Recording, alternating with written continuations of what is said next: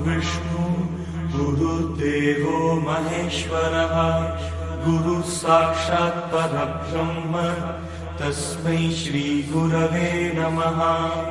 ॐ गणानां त्वा गणपतिं हवामहे कविं कवीनाम् उपमश्रवस्तमम् ज्येष्ठराजं ब्रह्मणां ब्रह्मणस्पत आनश्रण्वन्नोतिभिः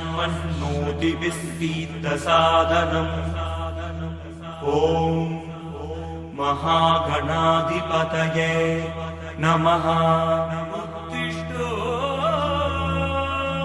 उत्तिष्ठ उत्तिष्ठो